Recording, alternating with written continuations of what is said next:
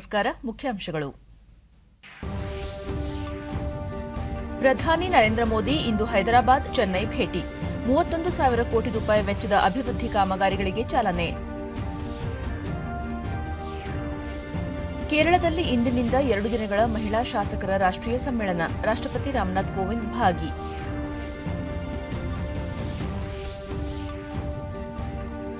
Davos ವಿಶ್ವ ಆರ್ಥಿಕ ಶೃಂಗಸಭೆ ಮುಕ್ತಾಯ. 52,000 ಕೋಟಿ ರೂಪಾಯಿ ಬಂಡವಾಳ ಹೂಡಿಕೆಗೆ ಮುಖ್ಯಮಂತ್ರಿ ಸಹಿ. ಹಾಗೂ ಜಾಗತಿಕ ಮಟ್ಟದಲ್ಲಿ ಸಕ್ಕರೆಗೆ ಭಾರಿ ಬೇಡಿಕೆ. ದೇಶೀಯ ಲಭ್ಯತೆಗಾಗಿ ಕೇಂದ್ರದಿಂದ ಸಕ್ಕರೆ ರಫ್ತಿನ ಮೇಲೆ ನಿರ್ಬಂಧ.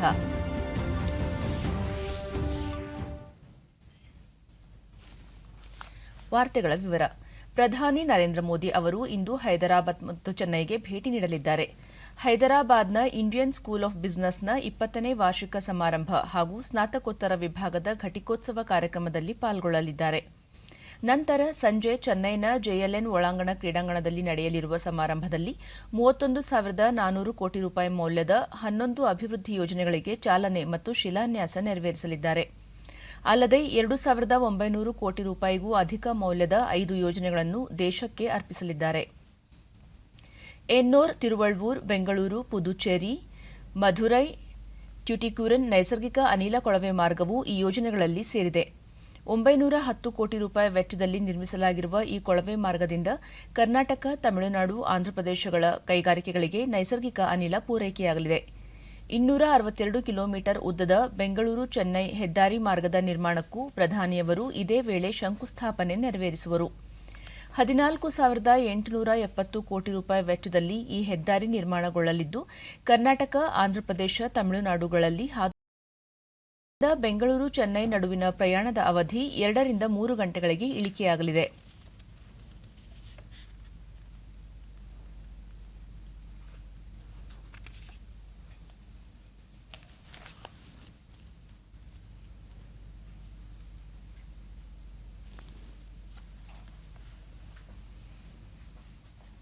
ರಾಷ್ಟ್ರಪತಿ ರಾಮನಾಥ್ ಕೋವಿಂದ್ ಅವರು ಇಂದು ತಿರುವನಂತಪುರಂನಲ್ಲಿ ಮಹಿಳಾ ಶಾಸಕರ 2 ದಿನಗಳ ರಾಷ್ಟ್ರೀಯ ಸಮ್ಮೇಳನ ಉದ್ಘಾಟಿಸಲಿದ್ದಾರೆ. ಕೇರಳ ರಾಜ್ಯಪಾಲ ಆರಿಫ್ ಮೊಹಮ್ಮದ್ ಖಾನ್ ಸಮಾರಂಭದ ಅಧ್ಯಕ್ಷತೆ ವಹಿಸಲಿದ್ದು, ಮುಖ್ಯಮಂತ್ರಿ ಪಿಣರಾಯಿ ವಿಜಯನ್, ವಿಧಾನಸಭಾ ಸ್ಪೀಕರ್ ಎಂಬಿ ರಾಜೇಶ್, ಸಚಿವರುಗಳಾದ Veena George, R Bindu, J Chinchurani, ಪ್ರತಿಪಕ್ಷ ನಾಯಕ ವಿಡಿ ಸತೀಶನ್, ವಿವಿಧ ರಾಜ್ಯಗಳ ಮಹಿಳಾ ಸಂಸದರು, ಸ್ಪೀಕರ್ಗಳು ಸಮಾರಂಭದಲ್ಲಿ ಪಾಲ್ಗೊಳ್ಳುವ ನಿರೀಕ್ಷೆಯಿದೆ. ನಂತರ ಸಂಜೆ ರಾಷ್ಟ್ರಪತಿಗಳು ಮಹಾರಾಷ್ಟ್ರದ ಪುಣೆಗೆ ತೆರಳಲಿದ್ದಾರೆ.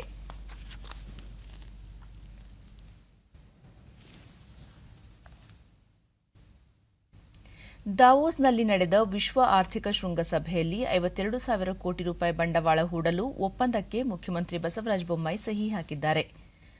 ಮೇ ಲೂಲು ಗ್ರೂಪ್ ಇಂಟರ್ನ್ಯಾಷನಲ್ ಹಾಗೂ ರೆನ್ಯೂ ಪವರ್ ಪ್ರೈವೇಟ್ ಲಿಮಿಟೆಡ್ ಕಂಪನಿಗಳು ಹೂಡಿಕೆಗೆ ಮುಂದೆ ಬಂದು ಸಹಿ ಹಾಕಿವೆ. ಇದರಿಂದ ಉದ್ಯೋಗ ಸೃಷ್ಟಿ ಹೆಚ್ಚುವುದರೊಂದಿಗೆ ರಾಜ್ಯದಲ್ಲಿ ಬಂಡವಾಳ ಹೂಡಿಕೆ ವೃದ್ಧಿಸಿದಂತಾಗಿದೆ. ಅಲ್ಲದೆ ರಾಜ್ಯದಲ್ಲಿ ಬಂಡವಾಳ ಹೂಡಲು Simmons, Nestle, mega data centre, Axis bank, Nokia ಸೇರಿದಂತೆ ಇತರೆ ಹಲವು ಸಂಸ್ಥೆಗಳು ಮುಂಬರುವ ದಿನಗಳಲ್ಲಿ ಕರ್ನಾಟಕದಲ್ಲಿ ಬಂಡವಾಳ ಹೂಡಲು ಆಸಕ್ತಿ ತೋರಿವೆ ಎಂದು ಪ್ರಕಟಿಸಲಾಗಿದೆ. ಇದಕ್ಕೂ ಮುನ್ನ ಮುಖ್ಯಮಂತ್ರಿ ಬಸವರಾಜ ಬೊಮ್ಮಾಯಿ ಹಲವು ಸಂಸ್ಥೆಯ ಮುಖ್ಯಸ್ಥರೊಂದಿಗೆ ಸಮಾಲೋಚನೆ ನಡೆಸಿದರು. ಇಂಕಾ ಗ್ರೂಪ್ ಮುಖ್ಯ ಕಾರ್ಯನಿರ್ವಹಣಾಧಿಕಾರಿ ಜಸ್ಟರ್ ಬ್ರಾಡಿನ್ ಅವರೊಂದಿಗೆ ಮುಖ್ಯಮಂತ್ರಿ ಬಸವರಾಜ ಬೊಮ್ಮಾಯಿ ಬಂಡವಾಳ ಹೂಡಿಕೆಯ ಕುರಿತು ಚರ್ಚೆ ನಡೆಸಿದರು. ಮುಂದಿನ ತಿಂಗಳು ಬೆಂಗಳೂರಿನಲ್ಲಿ ಐಕ್ಯ ಸಂಸ್ಥೆಯ ಘಟಕವೊಂದನ್ನು ಉದ್ಘಾಟಿಸಲಿದ್ದು, ಅದಕ್ಕೆ ಭೇಟಿ ನೀಡುವಂತೆ ಮುಖ್ಯಮಂತ್ರಿಗಳನ್ನು ಸಂಸ್ಥೆಯ ಮುಖ್ಯಸ್ಥರು ಆಹ್ವಾನಿಸಿದರು. ಐಕ್ಯ ಸಂಸ್ಥೆ ಬಿದಿರು ಮತ್ತು ಇತರ ವಸ್ತುಗಳಿಂದ ಪೀಠೋಪಕರಣಗಳನ್ನು ಉತ್ಪಾದಿಸುತ್ತಿದೆ. ಅಮೆರಿಕದ ಇಂಡಿಯಾ ಸ್ಟೋರಾದ ಸಂಸ್ಥಾಪಕ ಎಂಆರ್ ರಂಗಸ್ವಾಮಿ, ಸಿಂಗಾಪುರ್ ಇಂಡೋರಮಾ ಸಂಸ್ಥೆ ಅಧ್ಯಕ್ಷ ಪ್ರಕಾಶ್ ಲೋಹಿಯಾ, ಹಿಟಾಚಿ ಜಪಾನ್ನ ವ್ಯವಸ್ಥಾಪಕ ನಿರ್ದೇಶಕ ಭರತ್ ಕೌಶಲ್, ಯುಎಇಯು ಸಂಸ್ಥೆಯ ಅಧ್ಯಕ್ಷ ಶಂಶೀರ್ ವಲಯಿಲ್ ಅವರೊಂದಿಗೂ ಮಾತುಕತೆ ನಡೆಸಿದರು. ಕೈಗಾರಿಕಾ ಸಚಿವ ಮುರುಗೇಶ್ ನಿರಾಣಿ, ಐಟಿಬಿಟಿ ಖಾತೆ ಸಚಿವ ಡಾ ಸಿಎನ್ ಅಶ್ವಥ್ ನಾರಾಯಣ ಹಾಗೂ ಹಿರಿಯ ಅಧಿಕಾರಿಗಳು ಉಪಸ್ಥಿತರಿದ್ದರು. ಇದಕ್ಕೂ ಮುನ್ನ ಐಬಿಎಂ ಅಧ್ಯಕ್ಷ ಹಾಗೂ ಸಿಇಒ ಅರವಿಂದ ಕೃಷ್ಣ ಅವರೊಂದಿಗೆ ಮುಖ್ಯಮಂತ್ರಿ ಮಾತುಕತೆ ನಡೆಸಿ ರಾಜ್ಯದಲ್ಲಿ ಹೂಡಿಕೆಯ ಅವಕಾಶ ಕುರಿತು ಚರ್ಚೆ ನಡೆಸಿದರು. ಬಳಿಕ ಹನಿವೆಲ್ ಕಂಪನಿಯ ಉಪಾಧ್ಯಕ್ಷೆ ಹಮಿಚಿಯಾಂಗ್ ಅವರೊಂದಿಗೆ ಸಮಾಲೋಚನೆ ನಡೆಸಿ ಅನೇಕ ವಿಚಾರಗಳ ಕುರಿತು ಚರ್ಚಿಸಿದರು. ಈ ಸಂದರ್ಭದಲ್ಲಿ ಬಸವರಾಜ ಬೊಮ್ಮಾಯಿ, ಕರ್ನಾಟಕ ಬಂಡವಾಳ ಹೂಡಿಕೆಗೆ ಆಕರ್ಷಕ ತಾಣವಾಗಿದ್ದು ಉತ್ತಮ ಅವಕಾಶಗಳಿವೆ, ಉದ್ಯಮಕ್ಕೆ ಪೂರಕ ವಾತಾವರಣ ಕಲ್ಪಿಸಿಕೊಡಲಾಗುತ್ತಿದ್ದು ರಾಜ್ಯದಲ್ಲಿ ಹೆಚ್ಚಿನ ಬಂಡವಾಳ ಹೂಡುವಂತೆ ಕಂಪನಿಗಳ ಮುಖ್ಯಸ್ಥರಿಗೆ ಮನವಿ ಮಾಡಿದರು. ದಾವೋಸ್ನ ವಿಶ್ವ ಆರ್ಥಿಕ ಶೃಂಗಸಭೆಯಲ್ಲಿ ಕೇಂದ್ರ ಆರೋಗ್ಯ ಕುಟುಂಬ ಕಲ್ಯಾಣ ಹಾಗೂ ರಾಸಾಯನಿಕ ಗೊಬ್ಬರ ಖಾತೆ ಸಚಿವ ಡಾ ಮನ್ಸುಖ್ ಮಾಂಡವೀಯ ಕರ್ನಾಟಕ ಪೆವಿಲಿಯನ್ಗೆ ನಿನ್ನೆ ಭೇಟಿ ನೀಡಿ ಮುಖ್ಯಮಂತ್ರಿ ಅವರೊಂದಿಗೆ ಸಮಾಲೋಚನೆ ನಡೆಸಿದರು. ಕೈಗಾರಿಕಾ ಸಚಿವ ಮುರುಗೇಶ್ ನಿರಾಣಿ ಸೇರಿದಂತೆ ಹಿರಿಯ ಅಧಿಕಾರಿಗಳು ಉಪಸ್ಥಿತರಿದ್ದರು.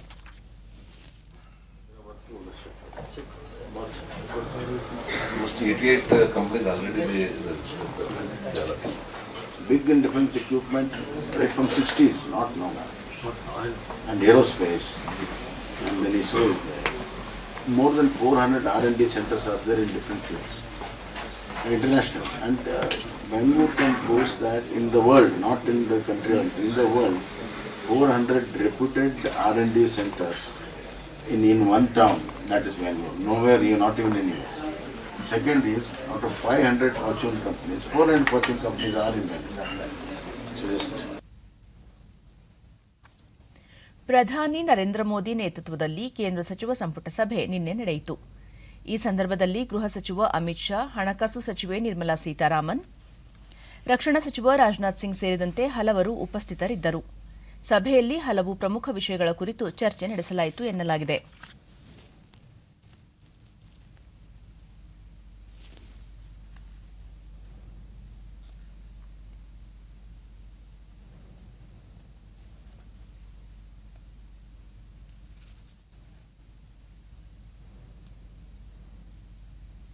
ಪ್ರಧಾನಿ ನರೇಂದ್ರ ಮೋದಿ ನೇತೃತ್ವದಲ್ಲಿ ಎನ್ಡಿಎ ಸರ್ಕಾರ 8ನೇ ವರ್ಷ ಪೂರೈಸುತ್ತಿರುವ ಹಿನ್ನೆಲೆಯಲ್ಲಿ ಮೇ 30ರಿಂದ ಜೂನ್ 15ರವರೆಗೆ ದೇಶಾದ್ಯಂತ ವಿವಿಧ ಕಾರ್ಯಕ್ರಮಗಳನ್ನು ಆಯೋಜಿಸಲು ಭಾರತೀಯ ಜನತಾ ಪಕ್ಷ ನಿರ್ಧರಿಸಿದೆ.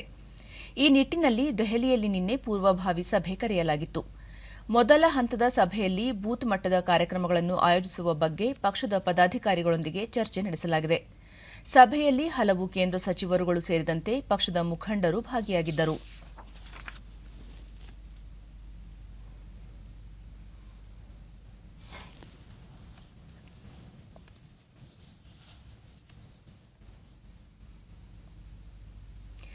ದೇಶೀಯವಾಗಿ ಸಕ್ಕರೆ ಲಭ್ಯತೆ ದೃಷ್ಟಿಯಿಂದ ಕೇಂದ್ರ ಸರ್ಕಾರ ಸಕ್ಕರೆ ರಫ್ತು ಮೇಲೆ ನಿರ್ಬಂಧ ವಿಧಿಸಿದೆ. ಪ್ರಸಕ್ತ ಹಂಗಾಮಿನಲ್ಲಿ ಭಾರತದಿಂದ ದಾಖಲೆ ಪ್ರಮಾಣದಲ್ಲಿ ಸಕ್ಕರೆ ರಫ್ತು ಮಾಡಲಾಗಿದೆ.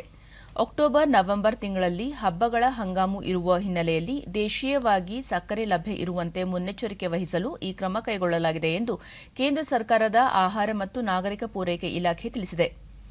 ಜಾಗತಿಕವಾಗಿ ಸಕ್ಕರೆಗೆ ಭಾರೀ ಬೇಡಿಕೆ ಉಂಟಾಗಿರುವ ಹಿನ್ನೆಲೆಯಲ್ಲಿ ರಫ್ತು ನಿರ್ಬಂಧ ಜಾರಿ ಮಾಡಲು ನಿರ್ಧರಿಸಲಾಗಿದೆ. ಈ ನಿರ್ಬಂಧವನ್ನು ನಿಷೇಧ ಎಂದು ಅರ್ಥೈಸುವ ಅಗತ್ಯವಿಲ್ಲ. ಇದಕ್ಕೆ ಮುನ್ನ 100 ಲಕ್ಷ ಮೆಟ್ರಿಕ್ ಟನ್ಗಳಷ್ಟು ಸಕ್ಕರೆ ರಫ್ತಿಗೆ ಅವಕಾಶ ಕಲ್ಪಿಸಲು ಕೇಂದ್ರ ಸರ್ಕಾರ ತೀರ್ಮಾನಿಸಿತ್ತು. ವಿದೇಶಿ ವ್ಯಾಪಾರ ಮಹಾನಿರ್ದೇಶನಾಲಯದ ಆದೇಶದ ಪ್ರಕಾರ ಈ ವರ್ಷದ ಜೂನ್ 1ರಿಂದ ಅಕ್ಟೋಬರ್ 31ರವರೆಗೆ ವಿಶೇಷ ಅನುಮತಿ ಮೇರೆಗೆ ಸಕ್ಕರೆ ರಫ್ತು ಮಾಡಲು ಅವಕಾಶ ಕಲ್ಪಿಸಲಾಗಿದೆ. ಅಲ್ಲದೆ ಖಾದ್ಯ ತೈಲ ಬೆಲೆ ನಿಯಂತ್ರಿಸಲು ಕೇಂದ್ರ ಸರ್ಕಾರ 20 ಲಕ್ಷ ಟನ್ವರೆಗಿನ ಕಚ್ಚಾ ಸೋಯಾಬೀನ್ ಹಾಗೂ ಸೂರ್ಯಕಾಂತಿ ಎಣ್ಣೆ ಆಮದಿನ ಮೇಲೆ ಸುಂಕ ಕಡಿತಗೊಳಿಸಿದೆ.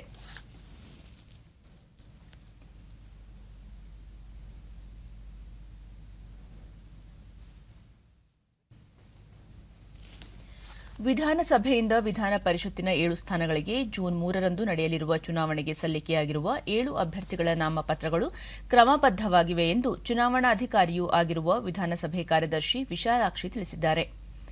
ಅಂತಿಮವಾಗಿ ಬಿಜೆಪಿಯಿಂದ 4, ಕಾಂಗ್ರೆಸ್ನಿಂದ 2 ಹಾಗೂ ಜೆಡಿಎಸ್ನಿಂದ 1 ನಾಮಪತ್ರ ಸಲ್ಲಿಸಿದ್ದರು. ನಾಳೆ ಉಮೇದುವಾರಿಕೆಯನ್ನು ಹಿಂಪಡೆಯಲು ಕೊನೆಯ ದಿನವಾಗಿದೆ. 7 ಮಂದಿ ಸಲ್ಲಿಸಿರುವ ನಾಮಪತ್ರ ಸಿಂಧುವಾಗಿ ಯಾರೊಬ್ಬರೂ ನಾಮಪತ್ರ ಹಿಂಪಡೆಯದಿದ್ದರೆ ಎಲ್ಲರೂ ಅವಿರೋಧವಾಗಿ ಆಯ್ಕೆಯಾಗಿರುವುದನ್ನು ಚುನಾವಣಾಧಿಕಾರಿ ಅಧಿಕೃತವಾಗಿ ಪ್ರಕಟಿಸಲಿದ್ದಾರೆ. ಆಡಳಿತಾರೂಢ ಬಿಜೆಪಿ ಪರ ಮಾಜಿ ಡಿಸಿಎಂ ಲಕ್ಷ್ಮಣ ಸವದಿ, ಛಲವಾದಿ ನಾರಾಯಣಸ್ವಾಮಿ, ಎಸ್ ಕೇಶವಪ್ರಸಾದ್ ಹಾಗೂ ಹೇಮಲತಾ ನಾಯಕ್ ಅಭ್ಯರ್ಥಿಗಳಾಗಿ ನಾಮಪತ್ರ ಸಲ್ಲಿಸಿದ್ದಾರೆ. ಕಾಂಗ್ರೆಸ್ ಅಭ್ಯರ್ಥಿಗಳಾಗಿ ಎಂ ನಾಗರಾಜ್ ಯಾದವ್ ಮತ್ತು ಕೆ ಅಬ್ದುಲ್ ಜಬ್ಬಾರ್ ನಾಮಪತ್ರ ಸಲ್ಲಿಸಿದ್ದರೆ ಜೆಡಿಎಸ್ನಿಂದ ಟಿಎ ಶರವಣ ಕಣದಲ್ಲಿದ್ದಾರೆ.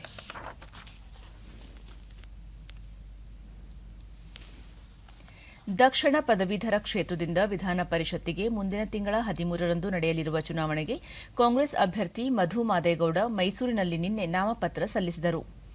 ಪಕ್ಷದ ಮುಖಂಡರು ಈ ಸಂದರ್ಭದಲ್ಲಿ ಉಪಸ್ಥಿತರಿದ್ದರು.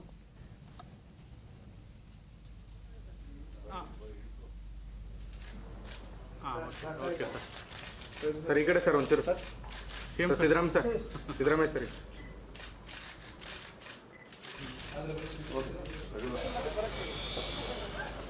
ಕನ್ನಡ ಚಳವಳಿ ಪಕ್ಷದ ಅಭ್ಯರ್ಥಿ ವಾಟಾಳ್ ನಾಗರಾಜ್ ಅವರು ಸಹ ತಮ್ಮ ಬೆಂಬಲಿಗರೊಂದಿಗೆ ಆಗಮಿಸಿ ನಾಮಪತ್ರ ಸಲ್ಲಿಸಿದರು.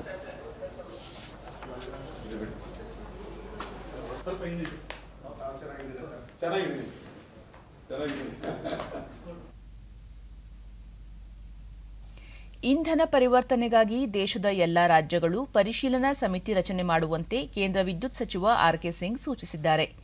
ಈ ಸಂಬಂಧ ಅವರು ಎಲ್ಲ ರಾಜ್ಯಗಳ ಮುಖ್ಯಮಂತ್ರಿಗಳು ಮತ್ತು ಕೇಂದ್ರಾಡಳಿತ ಪ್ರದೇಶಗಳಿಗೆ ರಾಜ್ಯ ಮಟ್ಟದ ಸಮಿತಿ ನೇಮಕ ಮಾಡುವಂತೆ ನಿರ್ದೇಶನ ನೀಡಿದ್ದಾರೆ. ಈ ಸಮಿತಿ ರಾಜ್ಯದ ಮುಖ್ಯ ಕಾರ್ಯದರ್ಶಿ ನೇತೃತ್ವದಲ್ಲಿ ಕಾರ್ಯನಿರ್ವಹಿಸಲಿದೆ. ನವೀಕರಿಸಬಹುದಾದ ಇಂಧನ, ಸಾರಿಗೆ, ಕೈಗಾರಿಕೆ, ವಸತಿ, ಕೃಷಿ, ಗ್ರಾಮೀಣಾಭಿವೃದ್ಧಿ ಇಲಾಖೆಗಳ ಕಾರ್ಯದರ್ಶಿಗಳು ಸದಸ್ಯರಾಗಿ ಇರಲಿದ್ದಾರೆ. ವಾರ್ಷಿಕ ಇಂಧನ ಪರಿವರ್ತನೆಗಾಗಿ ಕಾರ್ಯಯೋಜನೆ ರೂಪಿಸುವುದು ಸಮಿತಿ ಕಾರ್ಯವಾಗಿದ್ದು, ಸುಸ್ಥಿರ ಅಭಿವೃದ್ಧಿಯ ಗುರಿ ಸಾಧನೆಗೆ ರಾಜ್ಯಗಳ ಕೊಡುಗೆ ಮುಖ್ಯವಾಗಿದೆ. ಇಂಗಾಲ ಪ್ರಮಾಣ ತಗ್ಗಿಸುವುದು, ಅಂತಾರಾಷ್ಟ್ರೀಯ ಮಾನದಂಡಕ್ಕೆ ಅನುಗುಣವಾಗಿ ನಮ್ಮ ಅಗತ್ಯ ಪೂರೈಸಿಕೊಳ್ಳುವುದು ಸರ್ಕಾರದ ಉದ್ದೇಶ ಎಂದು ಅವರು ಹೇಳಿದ್ದಾರೆ.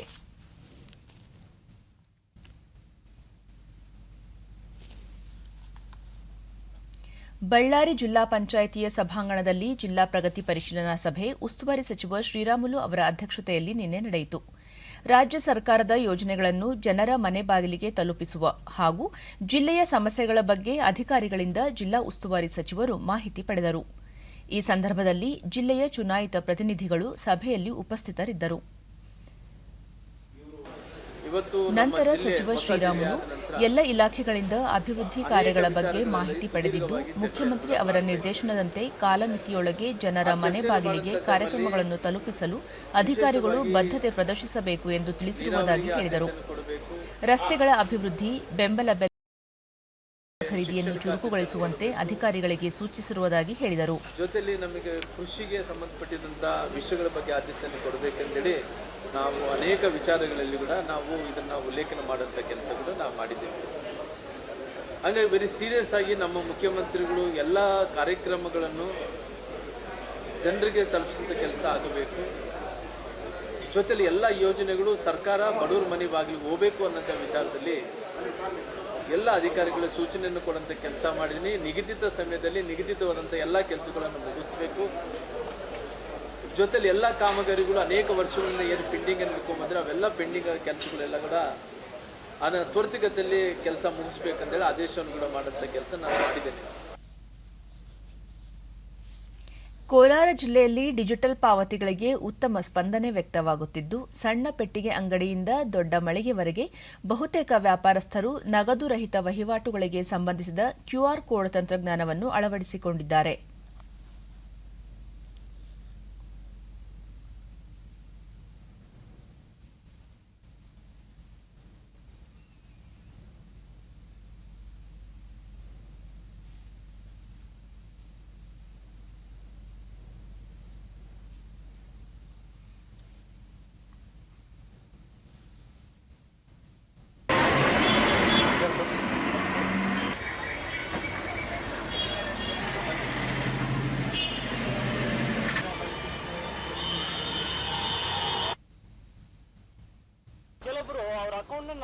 ವ್ಯಾಪಾರಿ ಆನಂದ್ ಕೆಲವೊಂದು ಸಂದರ್ಭದಲ್ಲಿ ಸರ್ವರ್ ಸಮಸ್ಯೆ ಹೊರತುಪಡಿಸಿದರೆ ಡಿಜಿಟಲ್ ಪಾವತಿಗಳು ಅನುಕೂಲಕರವಾಗಿವೆ ಎಂದು ಹೇಳಿದರು. ಕ್ಯೂಆರ್ ಕೋಡ್ ಸ್ಕ್ಯಾನ್ ಆಗಿಲ್ಲ ಅಂತ ಹೇಳಿದ್ರೆ ಸ್ವೈಪ್ ಮಾಡ್ತಾರೆ, ಇಲ್ಲಾಂದ್ರೆ ಅಟ್ಲೀಸ್ಟ್ ನಂಬರ್ ಕಳ್ಸಿಕೊಡ್ತಾರೆ, ಯಾವುದೋ ಒಂದು ಆಗುತ್ತೆ. ಈಗ ಅಕೌಂಟ್ ಮೇಂಟೈನ್ ಮಾಡಿರೋರು ಒಂದೊಂದು ಸತಿ ಕ್ರೆಡಿಟ್ ಕಾರ್ಡ್ ಡೆಬಿಟ್ ಕಾರ್ಡ್ ಏನು ತಗೊಂಡ್ಬಂದಿರಲ್ಲ, ಬರೀ ಮೊಬೈಲ್ ಎತ್ಕೊಂಡು ಬಂದಿರ್ತಾರೆ, ಕ್ಯಾಶ್ ಇರಲ್ಲ ಅವ್ರ ಹತ್ರ. ಅವ್ರಿಗೆ QR ಕೋಡ್ ಸ್ಕ್ಯಾನ್ ಮಾಡೋಣ ಇಲ್ಲಾಂದ್ರೆ ನಂಬರ್ ಕಳ್ಸೋಣ ಅಂತ ಹೇಳಿದ್ರೆ ಆ ಟೈಮಲ್ಲಿ ಮಾತ್ರ ಸರ್ವರ್ ಪ್ರಾಬ್ಲಮ್ ಆಗುತ್ತೆ. ಅದು ಬಿಟ್ಬಿಟ್ರೆ 99% ಡಿಜಿಟಲ್ ಟ್ರಾನ್ಸಾಕ್ಷನ್ ತುಂಬಾ ಅಂದ್ರೆ ತುಂಬಾ ಒಳ್ಳೆ ಒಂದು ಮೂವ್ ನಮ್ಮ ಗವರ್ಮೆಂಟ್ ಕಡೆಯಿಂದ ಆಗಲಿ ಇಲ್ಲ ಏನೇ ಆಗಲಿ ತುಂಬಾ ಚೆನ್ನಾಗಿದೆ. ಅಂಗಡಿ ಮಾಲೀಕ ಚಲಪತಿ ಯುಪಿಐ ಡಿಜಿಟಲ್ ತಂತ್ರಜ್ಞಾನವನ್ನು ಅಳವಡಿಸಿಕೊಂಡಿದ್ದೇವೆ, ಬ್ಯಾಂಕ್ಗಳಿಗೆ ತೆರಳಿ ಹಣ ಖಾತೆ ಜಮೆ ಮಾಡುವುದು ತಪ್ಪುತ್ತಿದೆ ಎಂದರು. ಒಂದು ಕ್ಯಾಶ್ ಬ್ಯಾಗ್ ಇನ್ನೊಂದು ಮತ್ತು ಅದು ನಾವು ಇದು ಮಾಡ್ತಾ ಇದ್ವಿ. ಅಲ್ಲ ಅನುಕೂಲ ಐತೆ. ಅದು 500 ಎತ್ಕೊಂಬರ್ತಾರೆ, ತಿರುಗಿ ಮತ್ತೆ 10-20 ಚಿಲ್ಲರೆ ಮಾಡ್ತಾರೆ, ಅದನ್ನು ಚೇಂಜ್ ಕೊಡೋಕೆ ಇರೋಲ್ಲ, ವಾಪಸ್ ಹೋಗ್ತಾರೆ. ಆದರೆ ಹಂಗೆ ಫೋನ್ ಪೇ ನಮ್ಗೆ ಯೂಸ್ ಆಗ್ತಾ ಇದೆ.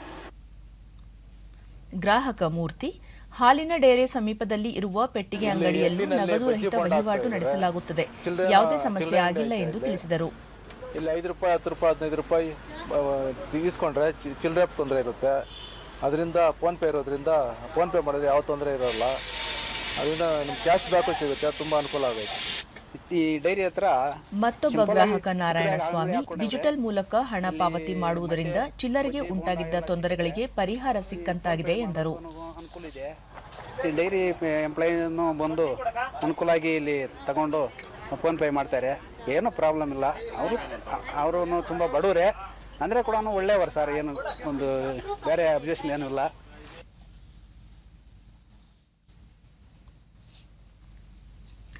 ಆಜಾದಿ ಕಾ ಅಮೃತ ಮಹೋತ್ಸವ ಅಂಗವಾಗಿ ರಾಯಚೂರಿನ ಕೃಷಿ ವಿಜ್ಞಾನ ವಿಶ್ವವಿದ್ಯಾಲಯದಲ್ಲಿ ಹಮ್ಮಿಕೊಂಡಿದ್ದ ಬೀಜ ದಿನೋತ್ಸವಕ್ಕೆ ವಿಶ್ವವಿದ್ಯಾಲಯದ ಉಪಕುಲಪತಿ ಡಾ ಕೆಎನ್ ಕಟ್ಟಿಮನಿ ನಿನ್ನೆ ಚಾಲನೆ ನೀಡಿದರು. ತೊಗರಿ, ನವಣೆ, ಉದ್ದು, ಸೂರ್ಯಕಾಂತಿ, ಮೆಂತ್ಯ, ಶೇಂಗಾ ಸೇರಿದಂತೆ ವಿವಿಧ ಬೆಳೆಗಳ ಬೀಜಗಳನ್ನು ಪ್ರದರ್ಶನಕ್ಕೆ ಇಡಲಾಗಿತ್ತು.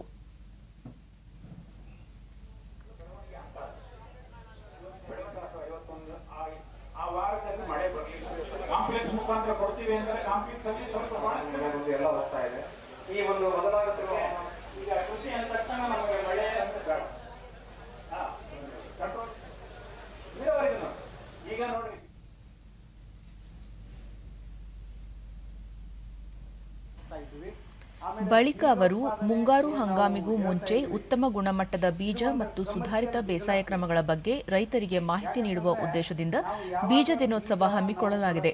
ವಿವಿಧ ಸಂಶೋಧನಾ ಕೇಂದ್ರ ಮತ್ತು ಕೃಷಿ ವಿಜ್ಞಾನ ಕೇಂದ್ರಗಳಲ್ಲಿ ಪ್ರತಿ ಗಂಟೆಗೆ 20 ಕ್ವಿಂಟಾಲ್ ಸಾಮರ್ಥ್ಯಗಳುಳ್ಳ 10 ಸಂಸ್ಕರಣಾ ಘಟಕಗಳನ್ನು ಸ್ಥಾಪಿಸಲಾಗಿದೆ ಎಂದು ಹೇಳಿದರು. ಆಮೇಲೆ ಈಗಾಗಲೇ 50% ಅಮೌಂಟ್ ಏನಿದೆಯಲ್ಲ ಅದನ್ನು ನೀವು ಕೊಟ್ಟ ತಕ್ಷಣ ನಾವು ಇಮಿಡಿಯೇಟಾಗಿ RTGS ಮಾಡಿ ಮತ್ತು ಅದನ್ನು ಪ್ರೊಸೆಸಿಂಗ್ ಮಾಡಿಂದ ಅದು ಪ್ಯಾಕಿಂಗ್ ಆದ ನಂತರ ಇಮಿಡಿಯೇಟಾಗಿ ನಾವು ನಿಮಗೆ ಹಣವನ್ನು ಕೊಡಲಿಕ್ಕೆ ನಮ್ಮ ವಿಶ್ವವಿದ್ಯಾಲಯ ಈಗಾಗಲೇ ಪಣ ಕೊಟ್ಟಿದೆ. ಇದು ನಿಜವಾಗ್ಲೂ ಒಂದು ರೈತರ ಕಾರ್ಯಕ್ರಮ ಅಂತ ಹೇಳಿದ್ರೆ ತಪ್ಪಾಗ್ಲಿಕ್ಕಿಲ್ಲ. ಕೃಷಿ ವಿಜ್ಞಾನ ವಿಶ್ವವಿದ್ಯಾಲಯದ ಬೀಜ ವಿಭಾಗದ ವಿಶೇಷ ಅಧಿಕಾರಿ ಡಾ ಅರುಣ್ ಕುಮಾರ್, ಮುಂಗಾರು ಹಂಗಾಮು ಆರಂಭವಾಗುತ್ತಿರುವ ಹಿನ್ನೆಲೆಯಲ್ಲಿ ರೈತರು ನೇರವಾಗಿ ಕೃಷಿ ಚಟುವಟಿಕೆಗಳಲ್ಲಿ ತೊಡಗಿಕೊಳ್ಳುವ ಮುನ್ನ ಮುಂಗಾರು ಬೆಳೆಗಳ ಬಗ್ಗೆ ಸಮಗ್ರ ತಾಂತ್ರಿಕ ಮಾಹಿತಿ, ಸುಧಾರಿತ ಬೀಜೋತ್ಪಾದನಾ ಹಾಗೂ ರೈತರ ಸಹಭಾಗಿತ್ವದ ಬೀಜೋತ್ಪಾದನಾ ಕಾರ್ಯಕ್ರಮಗಳ ಕುರಿತು ಮಾಹಿತಿ ಪಡೆದುಕೊಳ್ಳಬೇಕು ಎಂದು ತಿಳಿಸಿದರು. ಅದರ ಅರಿವು, ಅದರ ಪರಿಚಯ ಮತ್ತು ಅದನ್ನ ಯಾವ ತರ ಉಪಯೋಗ ಮಾಡ್ಬೇಕನ್ನೋದನ್ನ ಈ ಒಂದು ಬೀಜ ಮೇಳದಲ್ಲಿ ಅಥವಾ ಬೀಜ ದಿನೋತ್ಸವದಲ್ಲಿ ಅದನ್ನ ಗ್ರಹಿಸ್ತಾರೆ. ಅದರ ಜೊತೆಗೆ ನಾನು ಮೊದಲೇ ಹೇಳಿದಾಗೆ ವಿವಿಧ ತಳಿಗಳನ್ನ ಅಭಿವೃದ್ಧಿ ಮಾಡಿದ ತಳಿಗಳಾಗಿರ್ಬೋದು ಅಥವಾ ಬೆಳೆ ಯಾವ ತರ ಬೆಳೆಯಬೇಕು ಅನ್ನೋದ್ರ ಬಗ್ಗೆ ಕೂಡ ಬಹಳಷ್ಟು ರೈತರೊಂದಿಗೆ ನಮ್ಮ ವಿಜ್ಞಾನಿಗಳ ಒಂದು ಚರ್ಚಾಕೂಟಗಳನ್ನು ನಾವು ಮಾಡ್ತಾ ಇದ್ದೀವಿ.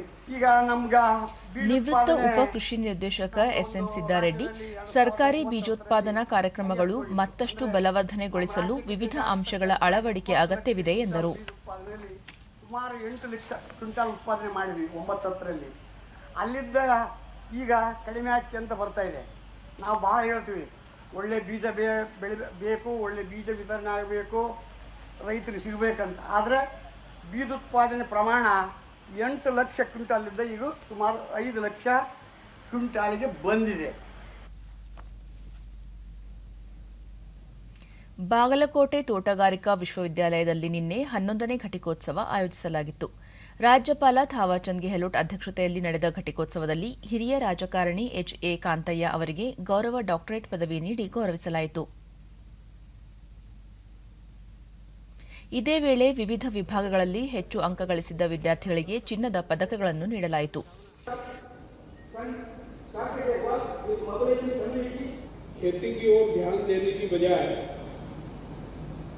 ತೋಟಗಾರಿಕಾ ಸಚಿವ ಎನ್ ಮುನಿರತ್ನ, ತೋಟಗಾರಿಕಾ ವಿಶ್ವವಿದ್ಯಾಲಯ ಕುಲಪತಿ ಡಾ KM ಇಂದಿರೇಶ್ ಸೇರಿದಂತೆ ವಿಶ್ವವಿದ್ಯಾಲಯದ ವ್ಯವಸ್ಥಾಪಕ ಮಂಡಳಿ ಸದಸ್ಯರು ಉಪಸ್ಥಿತರಿದ್ದರು. ನಂತರ ರಾಜ್ಯಪಾಲ ಥಾವರ್ಚಂದ್ ಗೆಹ್ಲೋಟ್, ದೇಶದ ಕೃಷಿಯನ್ನು ಪ್ರಗತಿಯತ್ತ ಕೊಂಡೊಯ್ಯಬೇಕಿದೆ, ವಿದ್ಯಾರ್ಥಿಗಳು ವಿವಿಧ ಪ್ರಯೋಗ ಮತ್ತು ತಂತ್ರಜ್ಞಾನ ಬಳಸಿಕೊಂಡು ಹೆಚ್ಚಿನ ಸಾಧನೆ ಮಾಡಬೇಕಿದೆ ಎಂದರು.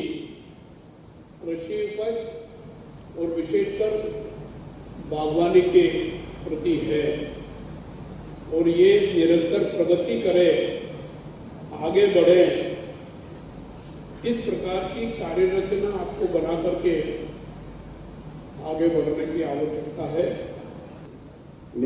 ಸಚಿವ ಎನ್ ಮುನಿರತ್ನ, ರೈತರ ಆದಾಯ ಹೆಚ್ಚಿಸುವಲ್ಲಿ ವಿದ್ಯಾರ್ಥಿಗಳು ತಮ್ಮ ಜ್ಞಾನಾರ್ಜನೆಯನ್ನು ಬಳಸಿಕೊಳ್ಳಬೇಕು, ಇಸ್ರೇಲ್ ಮಾದರಿಯ ಕೃಷಿ ಪದ್ಧತಿಗಳು ಹೆಚ್ಚಾಗಬೇಕಿದೆ ಎಂದು ತಿಳಿಸಿದರು. ಇವತ್ತು ಇಡೀ ಪ್ರಪಂಚದಲ್ಲಿ ಭಾಳಷ್ಟು ಕಡೆ ಮಾತನಾಡುವಂಥ ನಮ್ಮ ಇಸ್ರೇಲ್ ದೇಶ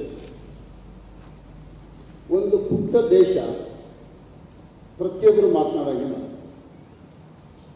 ನಿಮ್ಮೆಲ್ಲರಿಗೂ ಒಂದು ಮಾತು, ಯಾರೇ ಇರಲಿ ಎಲ್ಲೇ ಇರಲಿ, ಯಾವುದಾದ್ರೂ ಒಂದು ಒಳ್ಳೆಯ ಒಂದು ರೈತರಿಗೆ ಅನುಕೂಲ ಆಗುವಂಥ ಪದ್ಧತಿಗಳಿದ್ದಲ್ಲಿ ಅದನ್ನು ಅಳವಡಿಸ್ಕೊಳ್ಳೋಂಥದ್ದು.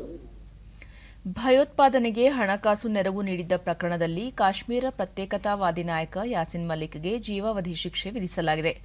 ದೆಹಲಿಯಲ್ಲಿರುವ ರಾಷ್ಟ್ರೀಯ ತನಿಖಾ ದಳದ ವಿಶೇಷ ನ್ಯಾಯಾಲಯ ನಿನ್ನೆ ತೀರ್ಪು ಪ್ರಕಟಿಸಿದ್ದು, ಜೀವಾವಧಿ ಶಿಕ್ಷೆಯೊಂದಿಗೆ 5 ಲಕ್ಷ ರೂಪಾಯಿ ದಂಡ ವಿಧಿಸಿದೆ. ಭಯೋತ್ಪಾದನೆಗೆ ಹಣಕಾಸು ನೆರವು ನೀಡಿದ್ದ ಆರೋಪದಲ್ಲಿ ಯಾಸಿನ್ ಮಲಿಕ್ ದೋಷಿ ಎಂದು ಈ ಹಿಂದೆಯೇ ಎನ್ಐಎ ಪರಿಗಣಿಸಿತ್ತು. ಕಾಶ್ಮೀರದಲ್ಲಿ ಭಾರತ ವಿರೋಧಿ ಅಲೆಯನ್ನು ಹುಟ್ಟುಹಾಕಲು ಈತ ಆರ್ಥಿಕ ಸೌಲಭ್ಯ ಒದಗಿಸುತ್ತಿದ್ದ ಎಂದು ಆರೋಪಿಸಲಾಗಿತ್ತು.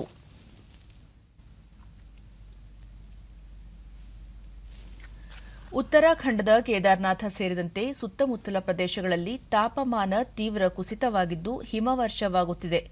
ಈ ನಡುವೆಯೂ ಭಕ್ತರು ಹೆಚ್ಚಿನ ಸಂಖ್ಯೆಯಲ್ಲಿ ದೇಗುಲಕ್ಕೆ ತೆರಳುತ್ತಿದ್ದು, ಸರತಿ ಸಾಲಿನಲ್ಲಿ ನಿಂತು ದರ್ಶನ ಪಡೆಯುತ್ತಿರುವ ದೃಶ್ಯ ಸಾಮಾನ್ಯವಾಗಿದೆ.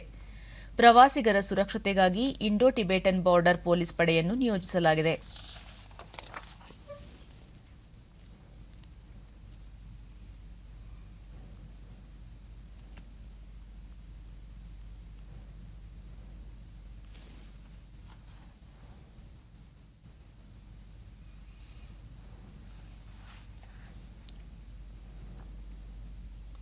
ಜಮ್ಮು ಕಾಶ್ಮೀರದ ಬಾರಾಮುಲ್ಲಾ ಜಿಲ್ಲೆಯಲ್ಲಿ ಭದ್ರತಾ ಪಡೆಗಳು ನಿನ್ನೆ 3 ಪಾಕಿಸ್ತಾನ ಮೂಲದ ಭಯೋತ್ಪಾದಕರನ್ನು ಹೊಡೆದುರುಳಿಸಿದ್ದಾರೆ. ಭಯೋತ್ಪಾದಕರು ಬಾರಾಮುಲ್ಲಾ ಜಿಲ್ಲೆಯ ಕ್ರೀರಿ ಪ್ರದೇಶದಲ್ಲಿ ಅಡಗಿರುವ ಮಾಹಿತಿ ಮೇರೆಗೆ ನಿನ್ನೆ ಬೆಳಗಿನಿಂದ ಅವರೊಂದಿಗೆ ನಡೆದ ಗುಂಡಿನ ಮುಖಾಮುಖಿ ಹೋರಾಟದಲ್ಲಿ ಓರ್ವ ಯೋಧ ಹುತಾತ್ಮರಾಗಿದ್ದಾರೆ. ಜಮ್ಮು ಕಾಶ್ಮೀರದ ಪೊಲೀಸ್ ಮಹಾನಿರೀಕ್ಷಕ ವಿಜಯ್ ಕುಮಾರ್, ಪಾಕಿಸ್ತಾನ ಮೂಲದ ಈ ಭಯೋತ್ಪಾದಕರು ಕಳೆದ 3-4 ತಿಂಗಳಿಂದಲೂ ಕ್ರೀರಿ ವಲಯದಲ್ಲಿ ಸಕ್ರಿಯರಾಗಿದ್ದರು. ಪಾಕ್ ಮೂಲದ ಭಯೋತ್ಪಾದಕರನ್ನು ಹೊಡೆದುರುಳಿಸುವಲ್ಲಿ ಭದ್ರತಾ ಪಡೆಗಳು ಯಶಸ್ವಿಯಾಗಿವೆ ಎಂದು ತಿಳಿಸಿದರು. 3 टेररिस्ट हार्डकोर टेररिस्ट मारे गए। ये टेररिस्ट पिछले 3-4 महीना से इस एरिया में एक्टिव था, इसको हम लोग ट्रैक कर रहे थे और उसमें अनफॉर्चुनेटली हमारे एक पुलिसकर्मी साथी हमारे शहीद हो गए। हम लोग को दुख है। एक साल अभी तक में 22 पाकिस्तानी टेररिस्ट मारे गए। लास्ट पूरे एक साल में 21 मारा गया था। जब तक यहाँ पाकिस्तानी टेररिस्ट रहेंगे तब तक हमारे लड़के भी एक्टिव होते रहते हैं, इसलिए हम लोग का प्रायोरिटी है कि पाकिस्तानी टेररिस्ट को टॉप प्रायोरिटी पर न्यूट्रलाइज करते रहें। ಪ್ರಧಾನಿ ನರೇಂದ್ರ ಮೋದಿ ಅವರ ಮನ್ ಕಿ ಬಾತ್ ಬಾನುಲಿ ಕಾರ್ಯಕ್ರಮ ಮೇ 29ರಂದು ಬೆಳಗ್ಗೆ 11 ಗಂಟೆಗೆ ಪ್ರಸಾರವಾಗಲಿದೆ. ದೂರದರ್ಶನ ಮತ್ತು ಆಕಾಶವಾಣಿಗಳಲ್ಲಿ ಪ್ರಧಾನಿ ಅವರ ಮನ್ ಕಿ ಬಾತ್ ಕಾರ್ಯಕ್ರಮ ಪ್ರಸಾರವಾಗಲಿದ್ದು, ಬಳಿಕ ಪ್ರಾದೇಶಿಕ ಭಾಷೆಗಳಲ್ಲೂ ಬಿತ್ತರವಾಗಲಿದೆ. ರಾತ್ರಿ 8 ಗಂಟೆಗೆ ಪ್ರಾದೇಶಿಕ ಕೇಂದ್ರಗಳಲ್ಲಿ ಮರುಪ್ರಸಾರವಾಗಲಿದೆ.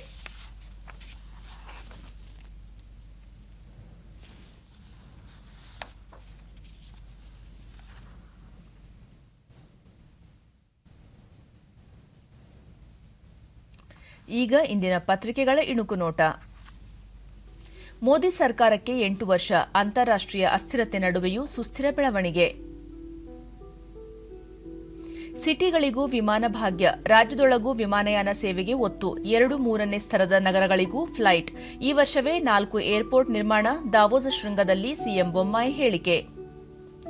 ಸಕ್ಕರೆ ರಫ್ತಿನ ಮೇಲೆ ಕೇಂದ್ರದ ಮಿತಿ. ಜೂನ್ 1ರಿಂದ 100 ಲಕ್ಷ ಟನ್ಗಳಿಗೆ ರಫ್ತು ಮಿತಿ. ಬೆಲೆ ಹೆಚ್ಚಳ ತಡೆಯುವ ಸಲುವಾಗಿ ಬಿಗಿ ಕ್ರಮ.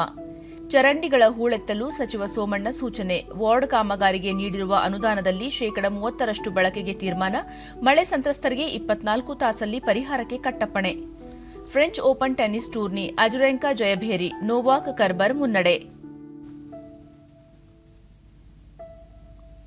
ಇವು ಇಂದಿನ ಪತ್ರಿಕೆಗಳ ಪ್ರಮುಖ ಸುದ್ದಿ. ಉಳಿದಂತೆ ಜೂನ್ 2ರಿಂದ ಏರೋಕಾನ್ 2022 ಸಮ್ಮೇಳನ, ಎಚ್ಎಎಲ್ ಮ್ಯಾನೇಜ್ಮೆಂಟ್ ಅಕಾಡೆಮಿಯಲ್ಲಿ ಆಯೋಜನೆ.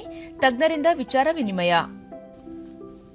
ಕೆರೆಗಳಲ್ಲಿ ಸಿಸಿ ಕ್ಯಾಮೆರಾ ಕಣ್ಗಾವಲು. ಕೆರೆ ಪರಿಸರ ಸಂರಕ್ಷಣೆಗೆ 5 ಕೋಟಿ ರೂಪಾಯಿ ವೆಚ್ಚದ ಯೋಜನೆ. ಶುಭ್ರ ಬೆಂಗಳೂರು ಅಡಿ ಕಾರ್ಯಗತ. ತೋಟಗಾರಿಕೆ ವಿಶ್ವವಿದ್ಯಾಲಯ ಘಟಿಕೋತ್ಸವ, ಸಂತಸ ಹಂಚಿಕೊಂಡ ಹಶ್ಮತ್ ಅಲಿ. ಕಾಫಿ ನಾಡಿನ ಬೆಡಗಿಗೆ 16 ಚಿನ್ನದ ಪದಕ. ಜೂನ್ 21ರಿಂದ ರಾಮಾಯಣ ರೈಲು, ಹಂಪಿ ಸೇರಿ ರಾಮನಿಗೆ ಸಂಬಂಧಿಸಿದ ಪವಿತ್ರ ಸ್ಥಳಗಳ ಸಂಪರ್ಕ. ಭಯೋತ್ಪಾದನಾ ಕೃತ್ಯಗಳಿಗೆ ಹಣಕಾಸು ಒದಗಿಸಿದ ಪ್ರಕರಣ ಯಾಸಿನ್ ಮಲಿಕ್ಗೆ ಜೀವಾವಧಿ ಶಿಕ್ಷೆ.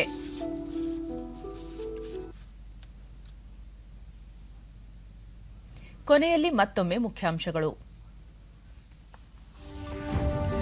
ಪ್ರಧಾನಿ ನರೇಂದ್ರ ಮೋದಿ ಇಂದು ಹೈದರಾಬಾದ್ ಚೆನ್ನೈ ಭೇಟಿ. 31,000 ಕೋಟಿ ರೂಪಾಯಿ ವೆಚ್ಚದ ಅಭಿವೃದ್ಧಿ ಕಾಮಗಾರಿಗಳಿಗೆ ಚಾಲನೆ. ಕೇರಳದಲ್ಲಿ ಇಂದಿನಿಂದ 2 ದಿನಗಳ ಮಹಿಳಾ ಶಾಸಕರ ರಾಷ್ಟ್ರೀಯ ಸಮ್ಮೇಳನ. ರಾಷ್ಟ್ರಪತಿ ರಾಮನಾಥ್ ಕೋವಿಂದ್ ಭಾಗಿ. ದಾವೋಸ್ ವಿಶ್ವ ಆರ್ಥಿಕ ಶೃಂಗಸಭೆ ಮುಕ್ತಾಯ. 52,000 ಕೋಟಿ ರೂಪಾಯಿ ಬಂಡವಾಳ ಹೂಡಿಕೆಗೆ ಮುಖ್ಯಮಂತ್ರಿ ಸಹಿ. ಹಾಗೂ ಜಾಗತಿಕ ಮಟ್ಟದಲ್ಲಿ ಸಕ್ಕರೆಗೆ ಭಾರೀ ಬೇಡಿಕೆ. ದೇಶೀಯ ಲಭ್ಯತೆಗಾಗಿ ಕೇಂದ್ರದಿಂದ ಸಕ್ಕರೆ ರಫ್ತಿನ ಮೇಲೆ ನಿರ್ಬಂಧ.